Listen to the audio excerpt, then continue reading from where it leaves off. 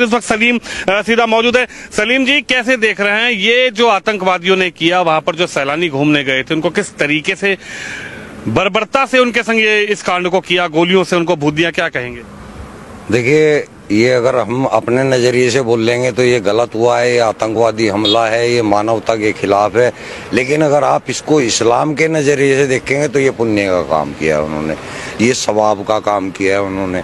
ये कुरान के स्क्रिप्चर सूरह तौबा की जो 5 आयत है उसके अंदर सेम टू सेम यही प्रक्रिया लिखी है कि काफिरों को जहां पाओ वहां देखो, उनको मारो, घात लगा करके उनको मारो। इन्होंने भी तो वही किया, घात लगा के मारा, बाकायदा उसकी रेकी हुई है। घात क्या इस्लाम में ही लिखा है, कुरान में ही लिखा है किस तरीके से निहत्थे लोगों को इस तरीके से देश के वासियों को भून दिया जाए, उनको मार दिया जाए? आइए, मैंने कुरान की तो आपको आयत बताई है, जो सूरह तौबा है, कुरान की 9वीं सूरह है और उसकी 5वीं आयत है।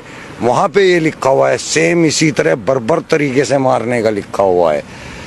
सेम ये लिखा हुआ है कि उनको मारो, जब तक मारो जब तक कि वो ला इलाहा इल्लल्लाह कलमा ना पढ़ ले या जजिया देना कबूल ना कर ले, तब तक मारो। यानी कि पूरे हिंदुस्तान के हिंदुओं का यही हसर होना है इस्लाम के अनुसार।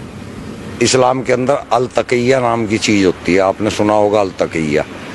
अल तकिया वो चीज है जब इस्लाम के अंदर हमें कोई ऐसा काम करना होता है जो कि सामने लोगों को नाजायज दिख रहा है, तो आपको वहां लोगों को तो नाजायज बताना है, लेकिन काम वो सवाब का करना है आपको। इसको बोला जाता है अल तकिया। तो ये अल तकिया करते हैं, जो कहते हैं ना हिंदू मुस्लिम भाईचारा, ये अल तकिया है, ये कुरान के अंदर है, हदीसों के अंदर है। मुसलमानों को तो, मैं इंडिया के मुसलमानों की बात कर रहा, बाहर के नहीं।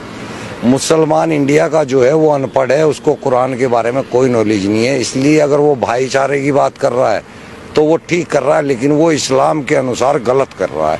इस्लाम के अंदर कोई भाईचारा इस टाइप का नहीं है। इस्लाम के अंदर केवल मुस्लिम मुस्लिम भाईचारा है, हिंदू मुस्लिम भाईचारा कोई नहीं है। आप पढ़ के देखें या किसी आलिम से बात करके देखें।